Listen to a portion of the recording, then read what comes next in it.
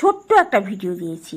সারাদিন অনেক কিছু রান্না হয়েছে, নানা রকম কাজের মধ্যে দিয়ে গেছে, সময় এখন অনেকটা এগিয়ে গেছে, বেশ খানিকটা রাত। তবে প্রত্যেক দিন একটা অভ্যাস হয়ে গেছে, কিছু একটা আপলোড করলে নিজের কাছে বেশ ভালো লাগে, সেই জন্যেই অনেক রাতেও এটা আপলোড করছি।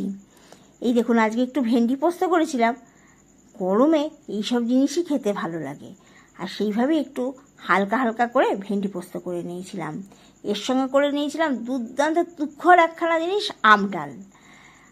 আমডাল, টক ডাল, যাই বলুন, দারুণ লাগে। আর এর সঙ্গে করেছিলাম এঁচোড়। তবে আজ এঁচোড় করেছিলাম ছোলার ডাল দিয়ে। এই ছোলার ডালটা না বেশ কিছুক্ষণ আগে থেকে ভিজিয়ে রাখি, আর সেই ভেজানো ছোলার ডালটা যখন ফুলে ফুলে ওঠে সেই সময় এটাকে রান্না করি। তবে সব শেষে ঘি গরম মশলাটা দিলে বেশ ভালো লাগে। আর এতে মাঝে একটুখানি সাদা তেল দিয়েছিলাম, খুব সামান্য তেল দিয়ে বসিয়েছি, ওই জন্য আর কাঁচা তেলটা দিলাম না।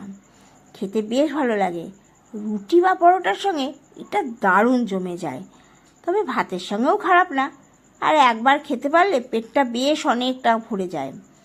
আর করেছিলাম ডিম একদম শুকনো শুকনো কারি করে। এই ছিল আজকের আমার রান্না। তবে সব রান্নাগুলো দেখিয়ে দিলাম। আর এইবার দেখুন, ভাতও সাজিয়ে ফেলেছি। তবে এই সেই ভেন্ডি পোস্ত